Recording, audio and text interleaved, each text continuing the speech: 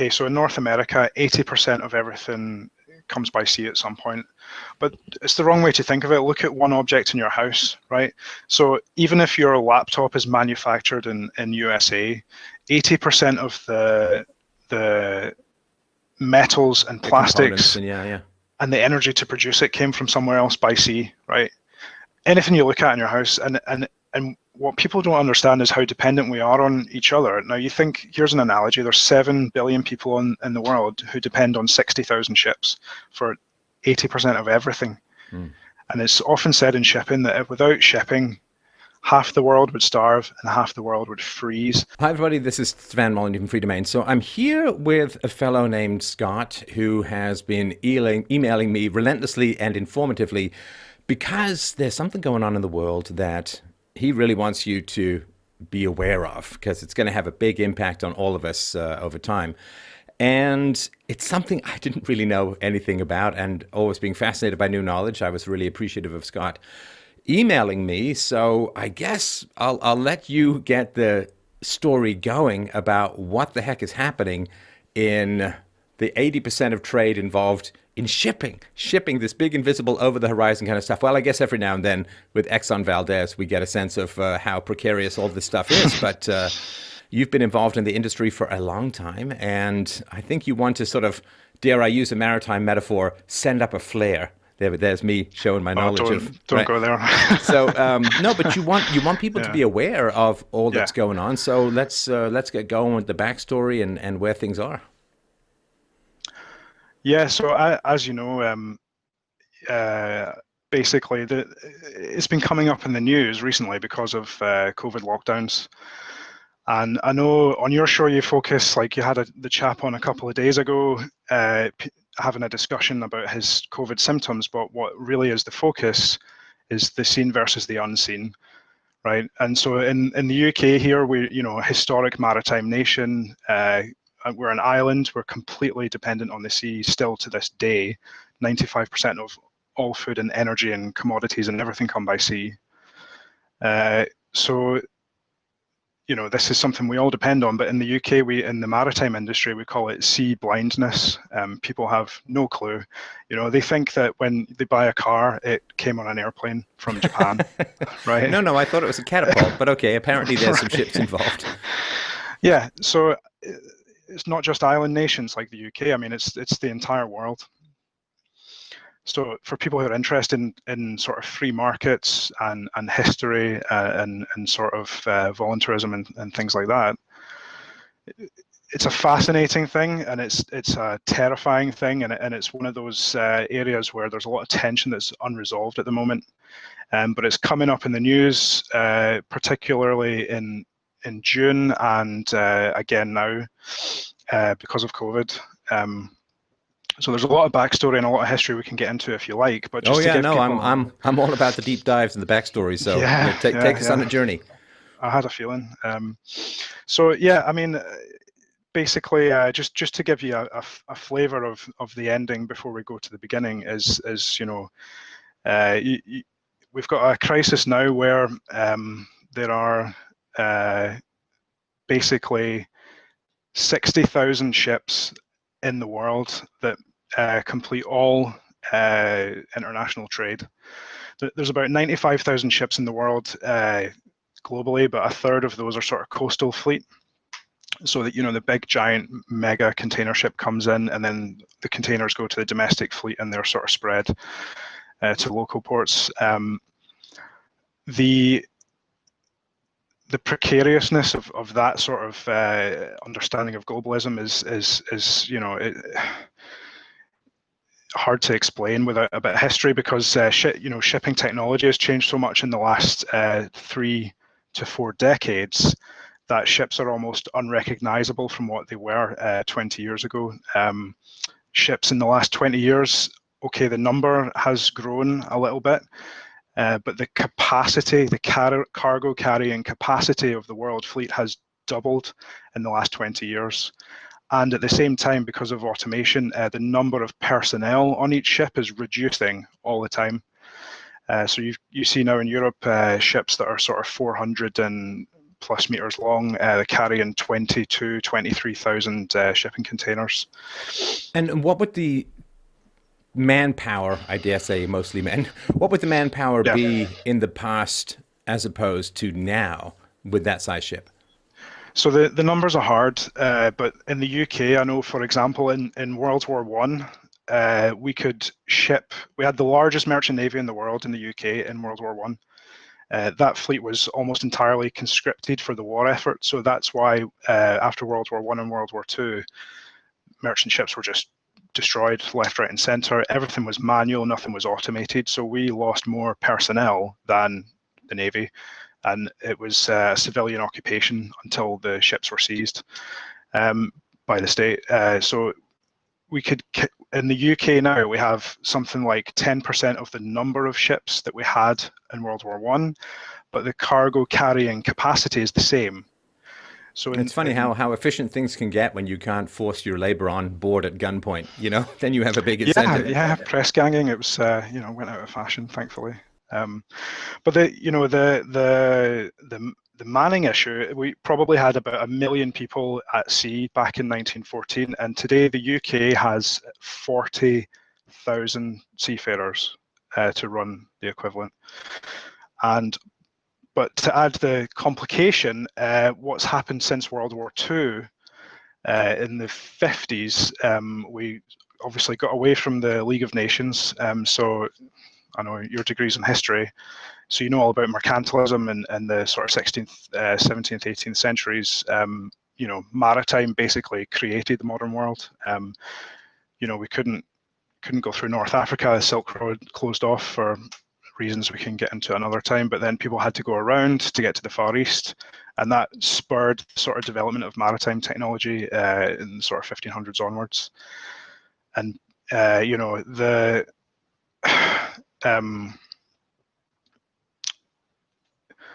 I guess the point is that there is no modern world without maritime. The maritime technology is linked inextricably with the fate of the world. Well, and it's sorry to interrupt, but so you have the maritime technology, and the closest equivalent, I think, would be airplane technology. But given the cost and relatively small number of people who use airplanes relative to the fact that 80% of global trade is shipborne, I think airplanes have had even less of an impact in sort of world history than ships in the past or even in the present, because 80% of global trade is a huge deal. So much of the modern economy is wired into those propellers under the ocean.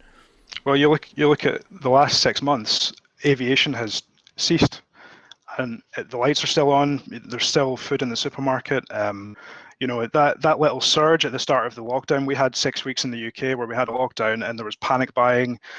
The shelves were empty. People were freaking out. I had a friend in Edinburgh. She didn't have eggs for like 3 months, and people were really scared.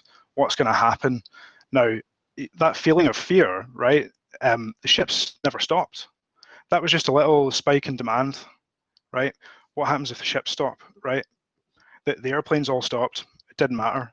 Now, one of the consequences, though, of airlines stopping was that the crew who are stranded on ships around the world, basically in Europe, there's sort of two tiers here.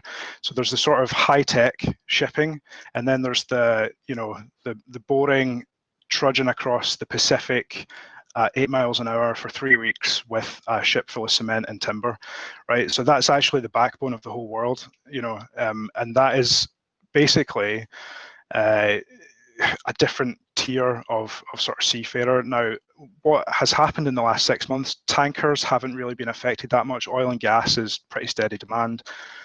We're back to a sort of recession level that we had 5 years ago when I left the oil industry. But that's something that the tanker industry is used to. They're used to cycles, right? You can't have fixed costs when the cost of the commodity is cyclical. The container ships and passenger ships that people sort of think of, that's like the retail sector, right? Cruise ships, people are worried about cruise ships. That's like 1% of shipping, right? Container shipping has sort of been dying a death for the last 10 years as well. Because of the improvements in technology, China came into the market of shipbuilding sort of 20 years ago. So your Samsung and your Hyundais and all your heavy industries and all that, these guys are all shipbuilders originally. I'm sorry to interrupt you. Your camera's wobbling a little bit. If you could just when you Sorry, gesture. yeah. Yeah, no problem. So, sorry, go ahead. Digressing slightly, but basically because of the revolutions in computing, machine welding, and the huge, because there's so much extra human beings sort of in the economy now that China's in the economy and so on, steel became very, very cheap 20 years ago. At the same time, design and engineering capacity increased, and you got economies of scale because of electronics. So the ships just grew in size so rapidly. They could build a ship in sort of 3 months where it used to take 3 to 5 years, right? So they're churning out ships faster than they can train a captain now. At the same time, you've got a massive increase in regulation because to get back to my World War II point, in the 50s, basically, there was only 2 or 3 maritime treaties that sort of governed everything. There were 5 or 6 sort of traditional maritime nations, UK, US, Norway, Italy, and they sort of did everything. After that, we had the UN. We have to get everyone involved, the Constitution and the Law of the Sea.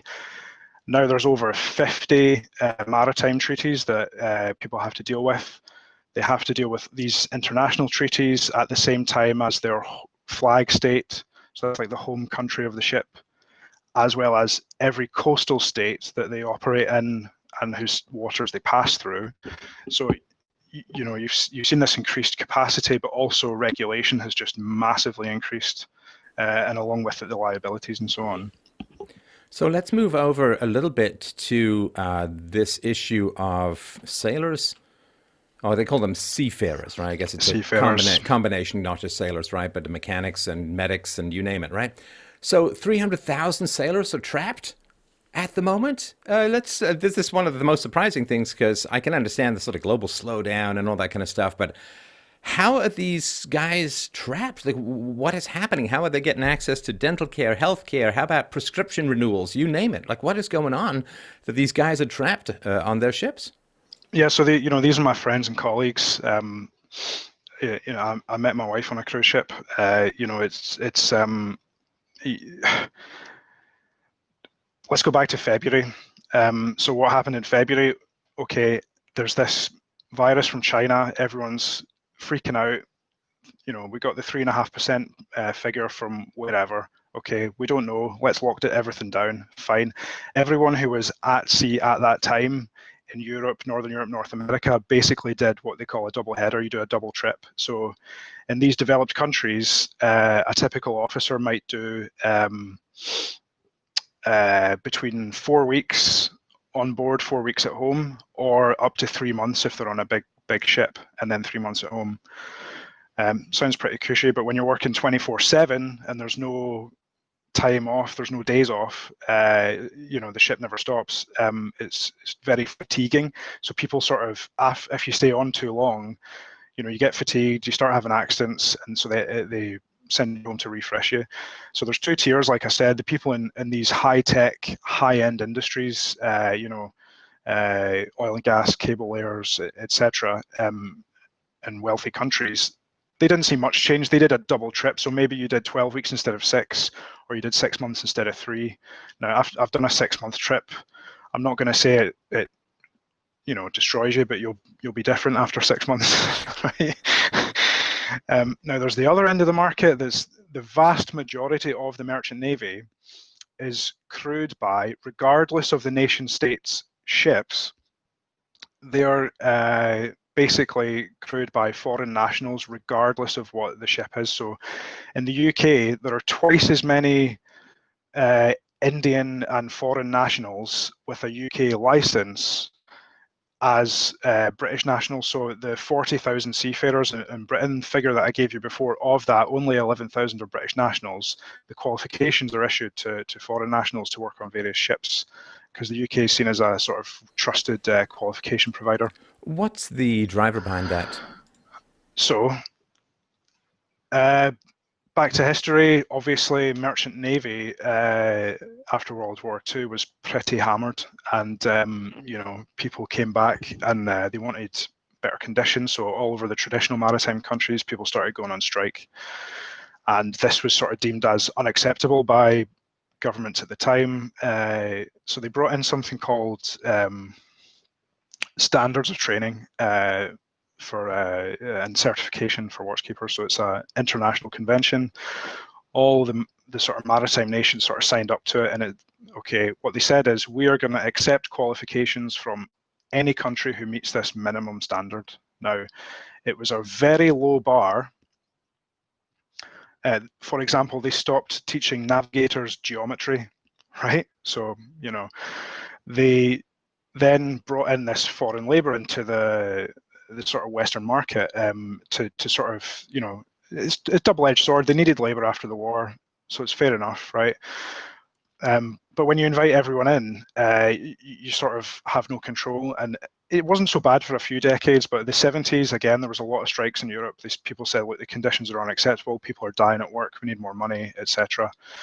And then they just flooded the market with what were known as cheap crews, which was Indians, Filipinos, and ex-Soviet nationalities who now make up 90 to 95% of all crew.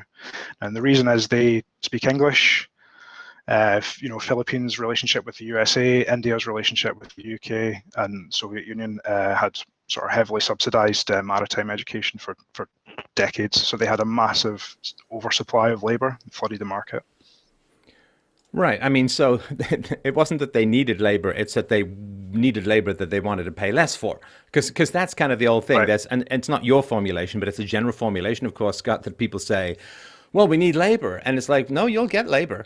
I mean, you may Yeah, not. just pay. It's Just like pay. I need a Maserati, and it's like, yeah, well, you can get a Maserati. You just gotta auction your kidneys to do it. So because there's always this thing about foreign nationals and so on. Well, we need the labor, and there's this kind of illusion that if you don't get those foreign nationals, well, the job just won't get done. And it's like, no, you'll just end up paying 20 pence more for your jam buddies.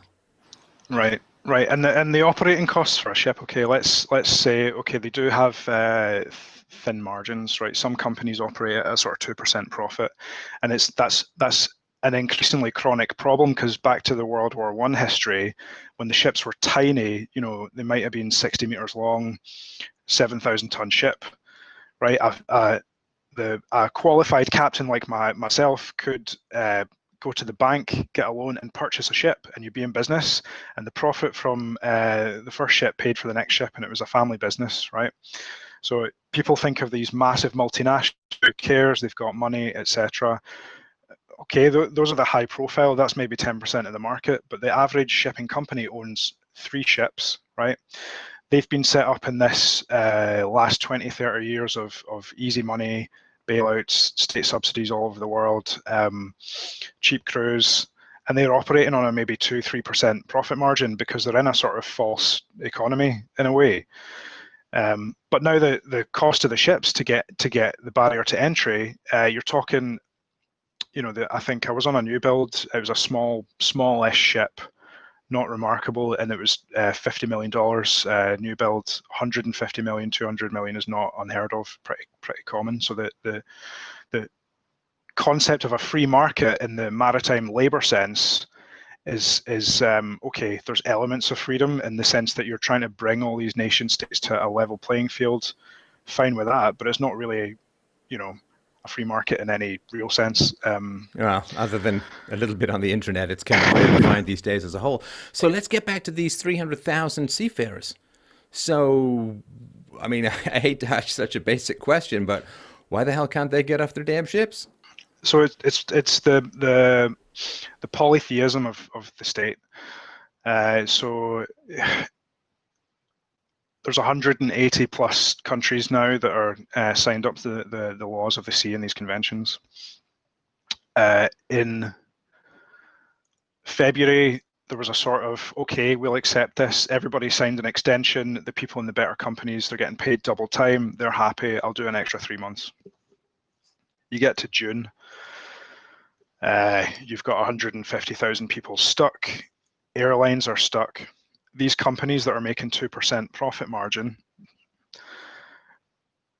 they cannot afford to stop the ship, right?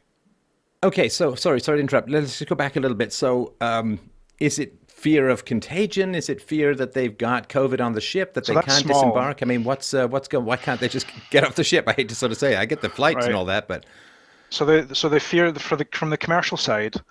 There's you're talking at the bottom segment of the market. Right, the container ship analogy, you think of like UPS or FedEx or something. I'm going to send a package. Here you go, Postman Pat. I pay you my money. You go do your thing, right? I don't care. But you try to send 500,000 tons of stone to a different country, right? That's how these people make their money, or cement or aluminium or something like that. They have these things called time chart involved in the commercial aspects of the shipping. They just say to the ship owner, you make your best speed between here and there, and then the markets, the stock markets do their thing. The traders make millions. The guy on the boat's getting $800, whatever. But the owner has no legal right to stop the ship and say, look, I need to get my crew off, because he will bear the cost of that. He cannot afford the downtime because he'll have to pay a fortune in sort of insurance claims and so on for the missed cargo at the other end. Also, you've got the other side. So that's the commercial aspect for these low-end operators. The other side is the sort of lockdowns. It varies so much by country. I'm going to try really hard not to name countries particularly, but you can look all these things up. If you just type in sort of shipping global updates, you can go through each country, right? And you talk about Byzantine. Some of these countries will say, okay, we'll allow a crew change if the ship has been at sea for 14 days and everyone tests negative on arrival, and blah, blah, blah, these other criteria. But that's the maritime authority of X country. Then the other government department, visas, no, we're not issuing visas at this time, especially for seafarers. People hate seafarers generally for issuing visas. is that because of the cliche of the sailor on leave or something else? No comment. I had a cruise ship captain, and the passengers used to ask him, Captain, is it true that the captain has a girl in every port? And he sort of looked thoughtfully out the window and said, I don't know. I haven't been to every port. Right. Okay.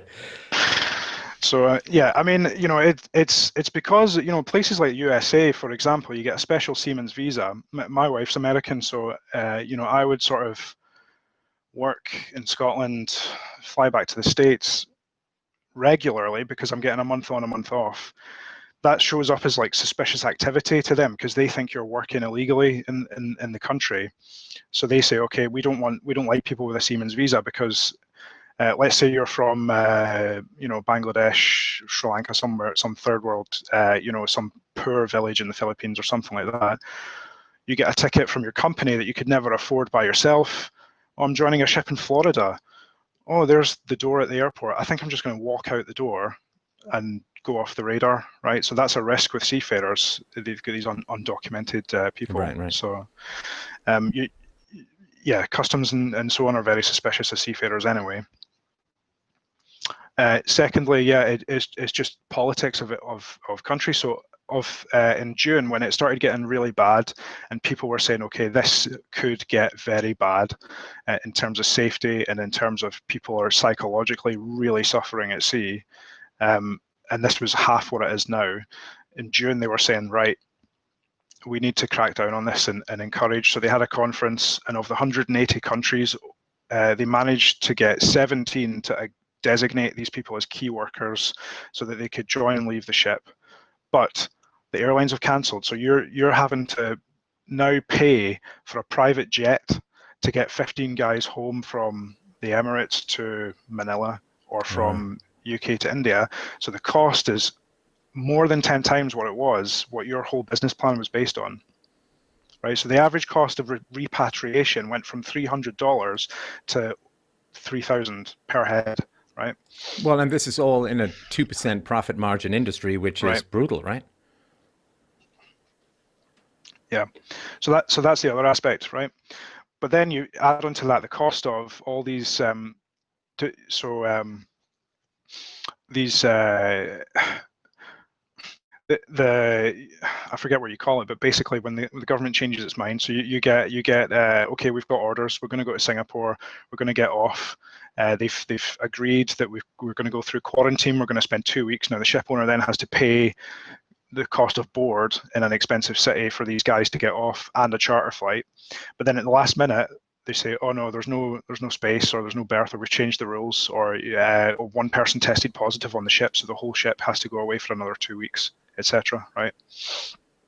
All that Well, kind of and thing. this is not baked into anyone's projections. I mean, it's the old thing in business. It's not what you know that gets you. It's what you A, can't know, and B, don't anticipate for as a result. And it's these kinds of sudden costs that can eat into a year's profits, in a week.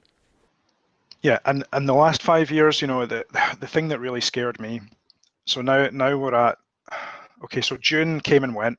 There was a series of arrests. So the flag states basically. So part of the maritime labour general problem that happened, as I described before, we started saying, okay, we're going to bring in these. We're going to lower the standards. We're going to bring in cheap crews.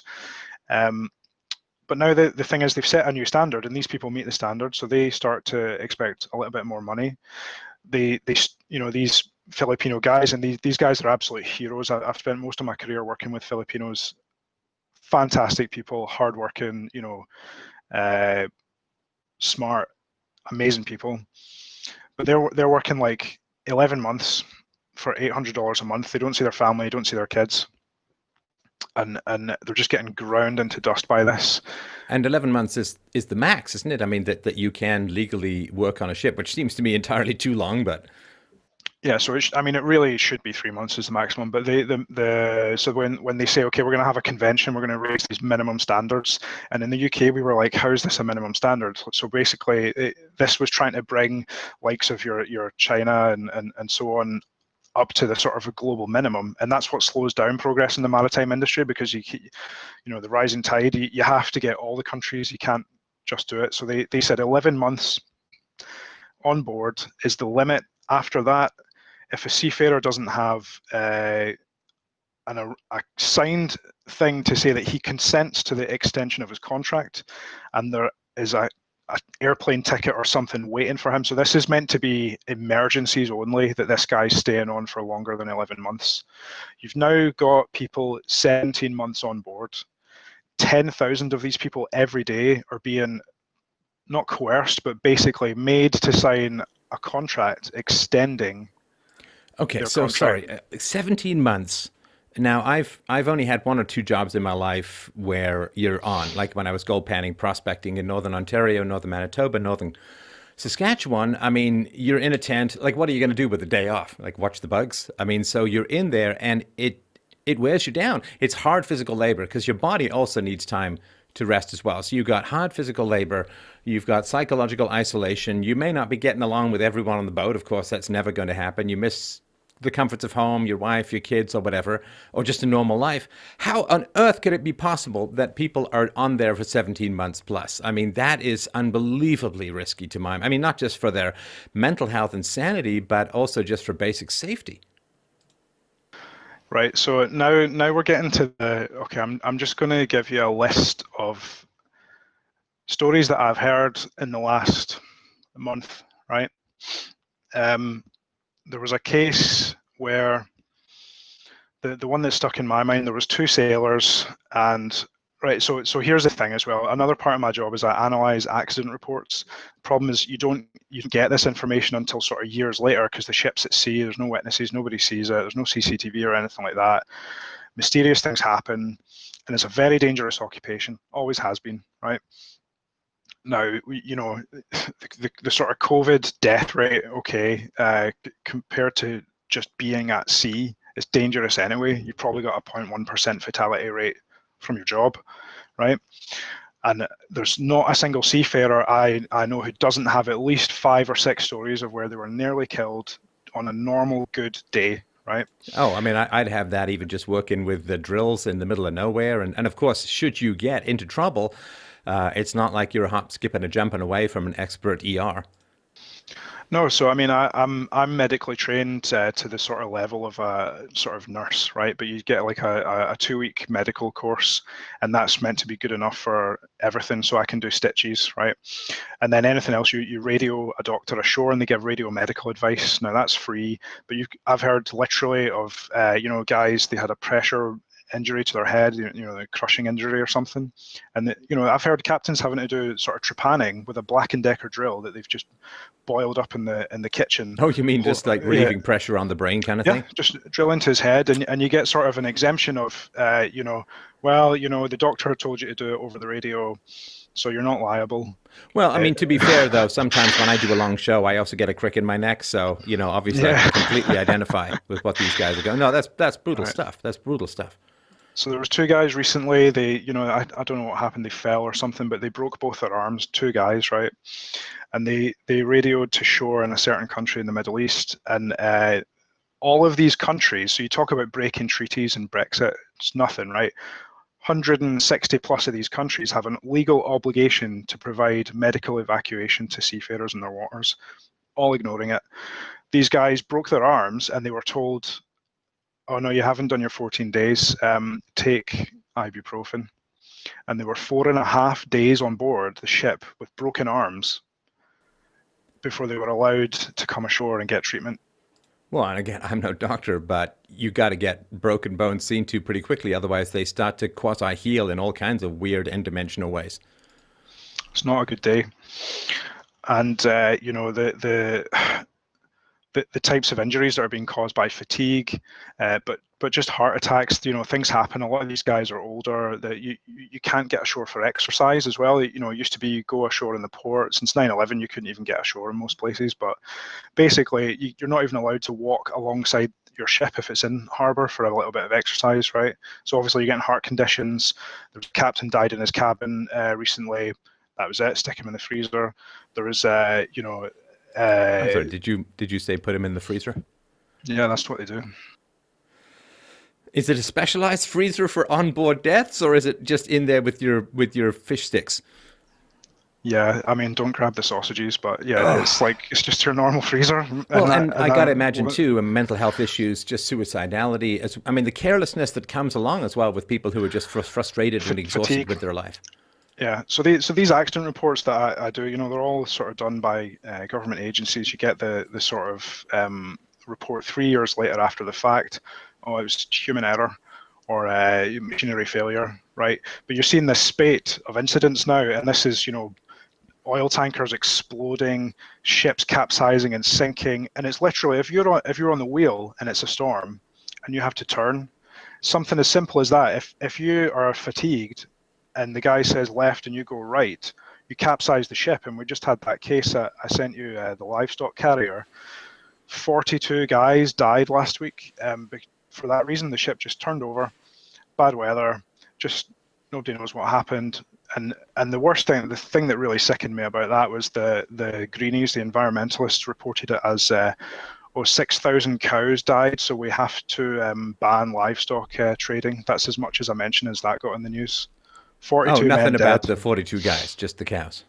One Well, man let's not survived. go on the greenies. That's probably a whole other show Yeah. with a huge amount more spittle on the camera. So, what's the status of shipping and its effects? Because a lot of people are going to be listening to this, like, yeah, but we're still pretty much okay. But in some of the links that you sent me, we've got freight tonnage moving through UK ports fell by nearly a fifth just in the second quarter. I imagine it's even worse now. And you've got, I mean, is it the same issue with people just not being able to get funding, not being able to get insurance, people wanting to quit the entire business because of the uncertainties about when they're ever going to get something that's not swaying under their feet? I mean, what's happening to the industry as a whole? And, I guess to the audience's effect, what effect is that going to have on the supply chain? So it it'll be, you know, all these problems are solvable. The solutions have been there, but there's CEOs now who are starting to speak out. I saw an article the other day on a very respected industry publication. It's now gone, but there's a well-respected CEO who was saying governments will only respond when the supermarket shelves are empty. And we're coming up on winter now, so it's accident season. People need fuel for their homes, etc. So it's going to get worse before it gets better. And as I said before, you think you had shortages when there was some panic buying, right? But you think, let's take for one example, just to be silly, not scare anyone, but all the bananas in the UK come through one single terminal. There's one port with one berth, right? And they bring the bananas from South America, and they don't ripen unless you put them in a special chamber and sort of gas them. So there's like a whole connected thing, right? So let's say what happened in June happens again. So in June, there were 6 ships basically came to the UK, and they were cruise ships, and the beneficial owner of the ship couldn't be tracked down. They ran out of money, couldn't pay for repatriation of the crew. These 6 ships were arrested for failure to pay wages, these safety violations, etc. Now you've got the ships on the berth, right? They're stuck there. No other ship can use that berth, right? In Australia, they had 3 ships. They lost all communications power. The owner disappeared. They stopped paying for the internet. They had no phones or nothing. They painted on the side of the ship, no food, no money, help, right? The Australian authorities came. This happened three occasions in Australia with some coal carriers or something like that. They got the guys off. They basically given them to charity, but there's a problem here: is the crew cannot leave the ship and sort of maintain a claim on their lost earnings if they haven't been paid, right? And they can't afford to fly home a lot of the time out of their own pocket. They're just working class guys, right? So you've got this possible cascade that could happen in many places. And remember what I said before, the ships now are double the size they were 20 years ago with half the crew. So the tiny little effect of, let's say one shipping register, one flag state, those people decide to go on strike. So 5,000 people, you could be talking literally, if on strike, you could be talking about 10% of world GDP just being stopped within days, like literally days. And it could happen. And the unions, the trade unions have been telling, this has been happening. People have been going on strike. So and there's this question, is it mutiny or not? So it's a pseudo-military organization, Merchant Navy in most countries, right? Because when this all started, it was literally, they just went down to the beach and they were trying to press gang people and to say, okay, we need seafarers to fight France or whatever, and they made a list, right? That's called the register. So when a flag state, when you get your license, you're registered, right? So a lot of your sovereign citizens guys, they'll know all about this stuff. But that's what it is. It's a ship registry. So the nation state reserves the right to seize you, seize your labor, and seize the ships, right? But there's a transition. If any state tries to do that, there's some very, very, very uncomfortable periods of time for people, and it's going to be in these developing countries in Africa, South America, Asia. Some of these places could really hurt bad, and the WHO has even said this, that they estimate tens of millions of the world's poorest could easily starve to death this winter because of the economic problems. My numbers are probably wrong. I'm not good with that one, but go on WHO and their website is very clear about this. Well, there's one question I wanted to ask before I get to the next one is, how the hell is it possible that they're chained on the ship like they're going to end up as Jack Sparrow's adversaries in some Pirates of the Caribbean zombie movie? How are they chained to the ship in order to get back pay for non-contract fulfillment? It's a lien, right? So if the ship, for example, or if let's say if I've got an oil tanker and I go to an oil terminal and there's some dispute about the cargo and I refuse to pay, well then they'll just close the port and they'll keep your ship until they pay the debt. Well, it's the same. The captain can basically say to the owner, I'm not moving your ship and I'm keeping your ship until you pay me. Right, so it's property lien. Now, but the cases that I was just watching a video on YouTube just shortly before this call. I should give it to you. You should put it in the show notes, because there's a captain who I think he was a Pakistani national. He was going somewhere, and basically they had fears of, okay, we're going to this terminal. I'm supposed to have 80 stevedores, so people to come on board my ship that I'm responsible for, legally, criminally, strictly liable for as the ship captain. None of these workers are tested, and this is a high infection area. What mitigation do you have to protect my crew if these people are going to come unload my ship? They said, unload the ship.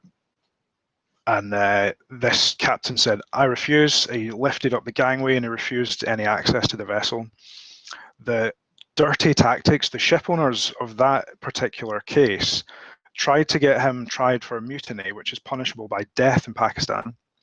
The crew, the management company telephoned the wives and next of kin of the sailors on board and threatened them with mutiny charges, threatened them with, we will stop paying your husband, you know, etc., etc., etc. I mean, real dirty stuff, right? So he just went on strike. He ended up going somewhere else and sort of getting a place of refuge, and they calmed down because they have no legal right to say that he's mutinying, because the responsibility for the safety of the ship still rests with the captain.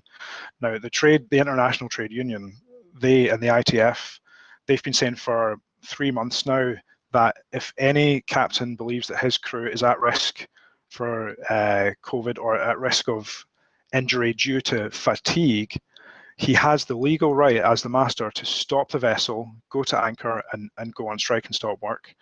And the fear is that CEOs are really talking about this because they're being asked to sort of get these people to sign these extensions, months beyond the legal sort of thing, legal limit. And the guy on board, he doesn't really have a choice. Like he's making $600 a month. He's maybe got 4 or 5 kids at home who depend on this money. If he says no, I'm not signing an extension. Well, it's not like they fly him home business class the next day, right? He's got to sit on the ship until God knows when they can So get he him might as off. well work, right? Right. Otherwise, he's there for no reason off pay, and he'll incur a debt. He'll have to pay for his food, right? So you've got this situation where it's just a complete stalemate, and you know, for all the, you know, I don't want to be too cynical about governments, because the international effort This is the is one show where you can be entirely too cynical about governments. Just wanted to mention that. it's not, it's hate the game, not the players. I mean, people really care about this, and the sort of heads of the International Maritime Organization, it's the UN agency that governs all of this. They have for months been calling this a humanitarian crisis.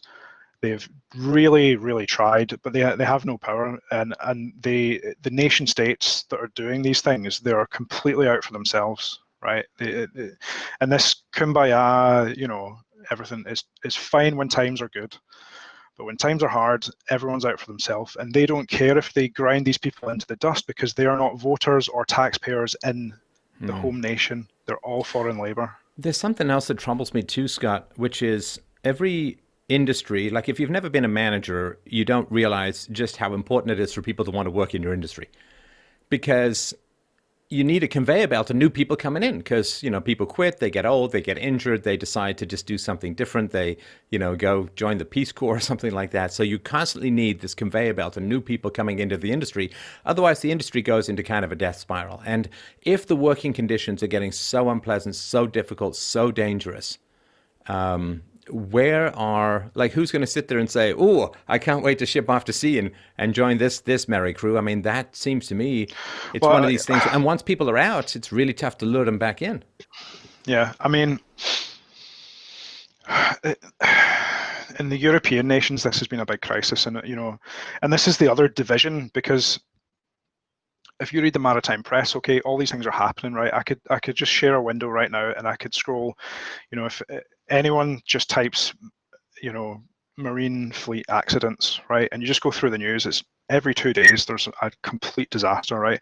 There's a ship completely destroyed or lost on average once every 2.5 days.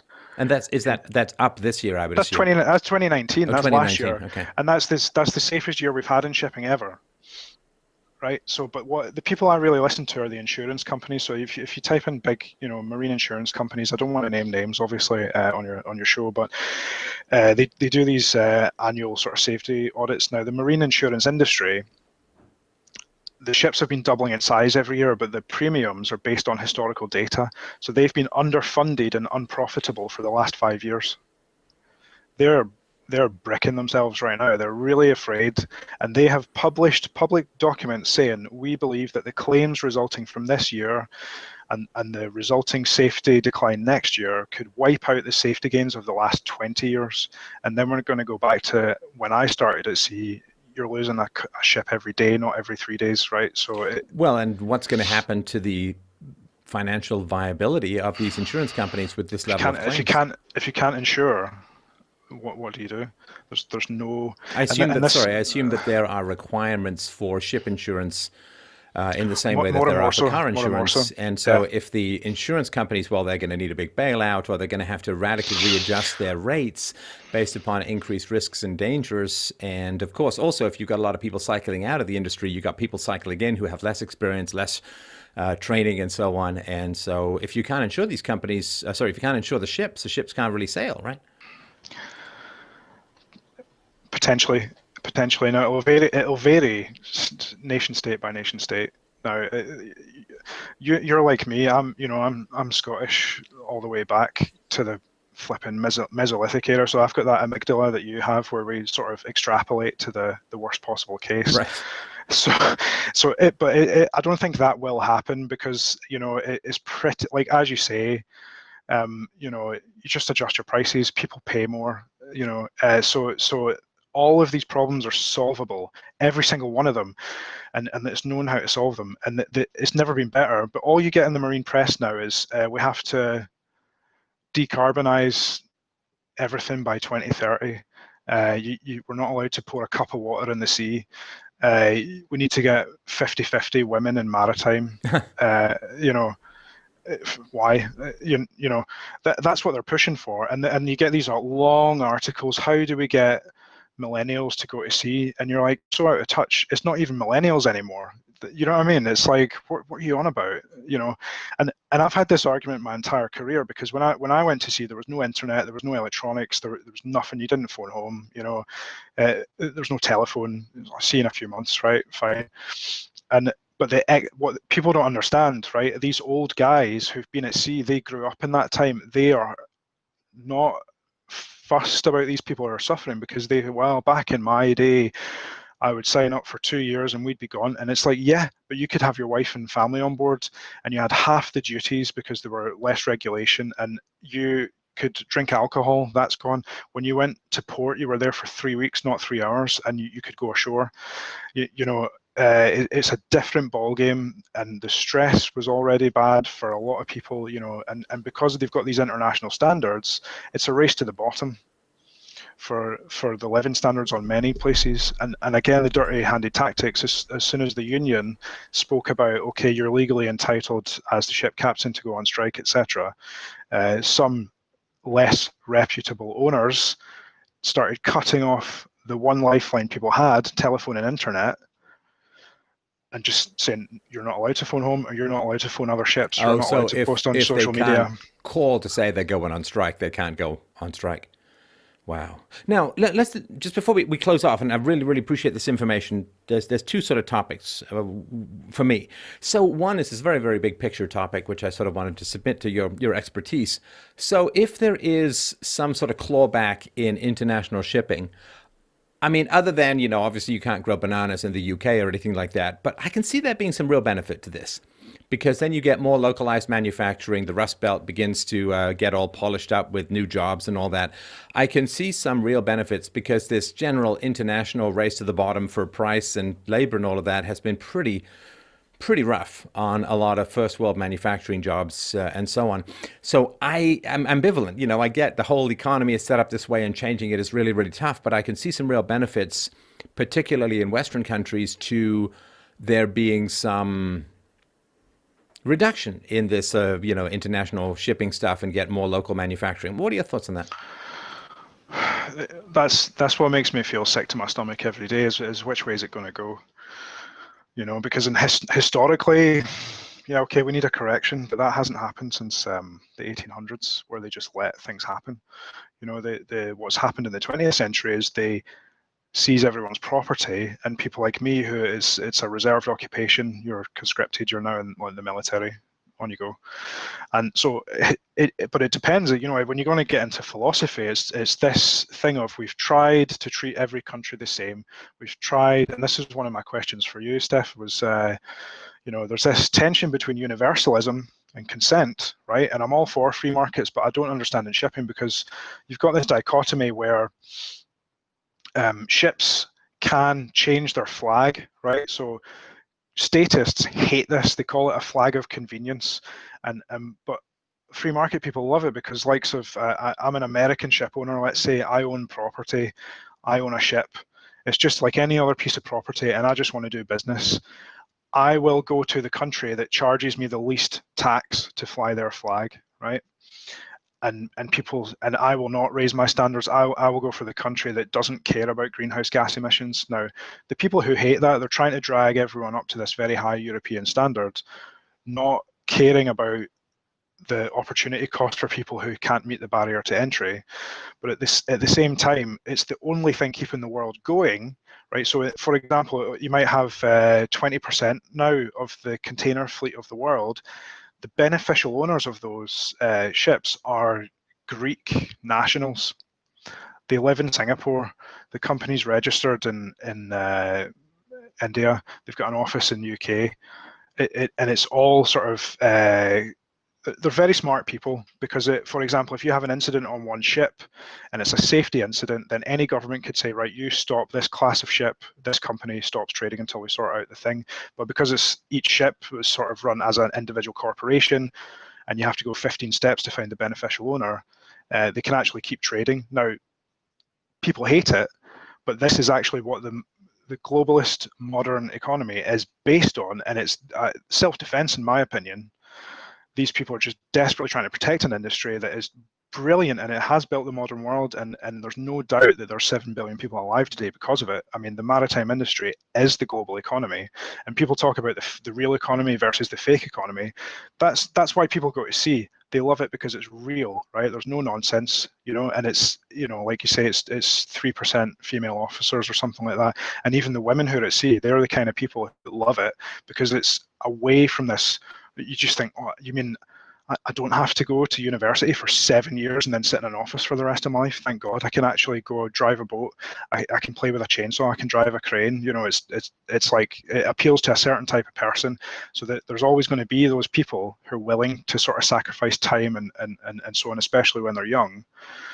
But the owners and so on, and the people who want to destroy all this, they're so far removed from these people, these 300,000 people now, who are being ground into the dust. And the other thing is that the people who are at home, so every one of these 300,000 who's at sea now suffering, you know, suicides are through the roof, self-harm is through the roof, depression's through the roof, accidents are through the roof. These all have a counterpart at home who has not been paid since February, and they have been unable to join a ship. So this is your skilled labor force. There's only 1.8 million people qualified to do these jobs in the world, right? You've got 600,000, that's a third of the people. Half of them are either suffering right now, and 300,000 counterparts, do you think they're going to sit and wait till this all shakes out? No, they have to work. They're going to find something else to do. They're going to get a steady job somewhere else. And part of the reason I think that a lot of nation states are scared to deal with this topic, and why I'm so grateful to bring it to your audience, is because if they just look under that lid, they don't know what's going to happen. And yes, it'll adjust. Every cloud has a silver lining, but those are days and months and years to live through. Well, okay, so let's go, I guess, to the final topic, which is, I guess we can put on our dour Anglo-Saxon disaster helmets and I'm yeah. Scottish. So suggestions for my audience, and hey, I'm never that bad I never regret entertaining the worst case scenario as long as you don't sort of dwell on it. But no, I mean, because it's the old thing, like, yeah, get some food in your basement. Let's say that you're wrong and there's no interruptions. Well, you just get to eat your mistake, right? That's fine. So what is it that you're doing? How do you think it could shake out negatively? And what do you suggest to my audience? Yeah, I mean, so the first step, and I'm really glad we've had this conversation, and I didn't know how it was going to go. I was nervous. I really wanted to do this justice because outside of the maritime world, nobody knows about this. Even though the New York Times has covered this, this is on MSNBC, this story, but they are not really going for the human component. People with tumors, people with, they can't get off, and talking about it, I hope, is the first step because it's a really difficult thing. It's such a specialized thing, and a lot of your free market guys, they've read books about economic history, they know all about the mercantile trade and so on, but they don't know anything about shipping today. So how do you spread that message? And now the other side, the positive side, is tech, blockchain. So a lot of the problems of the maritime industry is because it's regulatory capture. And so I'm really hopeful that blockchain is that's been heavily adopted by the container industry, and it's massively revolutionized things there already. And I think once we bring that into credentialing and qualifying people and sort of making information not a scarce resource and removing bottlenecks, and you've only got the physical bottlenecks to deal with. So maybe you've got some smart people who know more than I do, but I think I just want people to talk about it because when I read these stories of ships blowing up every day, people just getting killed, and it's not on the news, and people are saying, well, I can't get my hair cut because of the lockdown or something.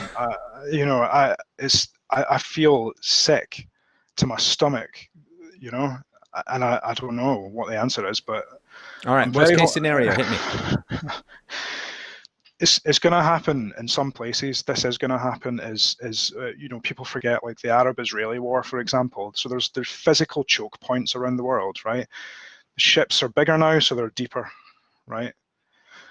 The waterways haven't changed size. So the Arab-Israeli war, there was a few ships sunk in the Suez Canal. Bang! The Eastern Mediterranean is now cut off from Asia, and that was for like 12 years. They couldn't unblock it. Um, you've got sort of 10 of these choke points around the world. Let's say one country that's maybe unstable. What's the one that had the explosions in the port? Oh, Beirut. Beirut, Lebanon, yeah. That was in the news again today. That another chemical fire broke out there. That's a prime example of one accident in a harbour. 800,000 people are homeless now. God knows what sort of cancer and stuff they're going to get from the fumes, and businesses gone, right? That's just one port in one country, but you think that's port's been out of action for weeks now. The economic ripples, right? Let's think of another country. Let's say, what's a good example? Russia, right? Half of their ports are icebound for most of the year. If they get one port that's sort of free in the winter, let's say, and some seafarers are there, maybe they're from Bangladesh, Indonesia, somewhere like that, they're paid $200 a month, and they haven't been paid for 6 months, and they just say, no, we're down in tools. And the ship is blocking the berth, and you've got backed up traffic all the way through Istanbul, through the Turkish Straits. It's incalculable what could happen. Now, I don't think it'll ever get to that because we know that people don't hesitate to use force in these situations, and they'll do things like that. But there's this divide between the people who are in charge of these things, and there's a wide gulf that separates them from having any sympathy for the actual what has been described as a humanitarian crisis that's happening now. I pray to God we don't get to that what could happen. But there are potentials for, significant interruptions in the food chain. And I would, I would recommend, we'll put all the links in the show notes and send me anything that you haven't sent me that you'd like me to add. But we don't know, and why should we? We don't know where our electricity comes from in any fundamental way. We don't know where our water comes from in any fundamental way. We only kind of notice when it's not there. And the amount of life-saving, life-sustaining, as you point out, the world population has largely increased as a result of the efficiencies or predatory aspects of the shipping industry. And so if there is, and it all runs on people. We can say automation all we want. You still need some people on there. And if people don't want to work there, if people get sick, if it becomes too dangerous and so on, then there is more of a race to the bottom, getting more unskilled people, getting more people, just stuffing them into, it becomes a sort of spiral, a literal death spiral at that point. Or it begins to diminish. Now, if it begins to diminish, there's going to be a lot of economic dislocations. And that's, a nice way of saying, people are going to go through some really rough economic times as things adjust. I mean, yeah, you can say it's good in the long run, but it's not something that people want to go through in the short run. So I do have concerns when you look around your house, look at the number of things that are made in truck driving distance. Look at the number of things, especially with borders now closed. I know that trade borders in the US and Canada are still open. But, we're all hanging by a thread, and that thread runs over the sea. And when that gets threatened, things can get pretty bad. So I've got an analogy for you. So let's say so in North America, 80% of everything comes by sea at some point. But it's the wrong way to think of it. Look at one object in your house, right? So even if your laptop is manufactured in USA, 80% of the metals and plastics and the energy to produce it came from somewhere else by sea, right? Anything you look at in your house, and what people don't understand is how dependent we are on each other. Now, here's an analogy. There's 7 billion people in the world who depend on 60,000 ships for 80% of everything. And it's often said in shipping that without shipping, half the world would starve and half the world would freeze. And the reason they say half, people don't understand that, everyone's so worried about sea levels rising. The reason is because 50% of all human beings live within 5 miles of the coast. The reason that is because it makes trade more efficient. The tons per mile of carbon of shipping is more efficient than any other form of transport because the buoyancy does most of the work for you, right? Now, people don't live in the woods and the mountains in Mongolia, right? They live near the coast because that's where you can live because of trade, right? My town, I live in a small sort of working class town in Scotland. There's 60,000 people in this town. Now, just to illustrate how vulnerable, imagine that 7 billion people on Earth depended 100% on every person in my town personally driving things to them in their car. Right. And that's the level of sort of bottleneck that we're talking about, and all your theories about, the stock market's up, the stock market's down, and all that, it depends on reality being fulfilled. Right. Okay.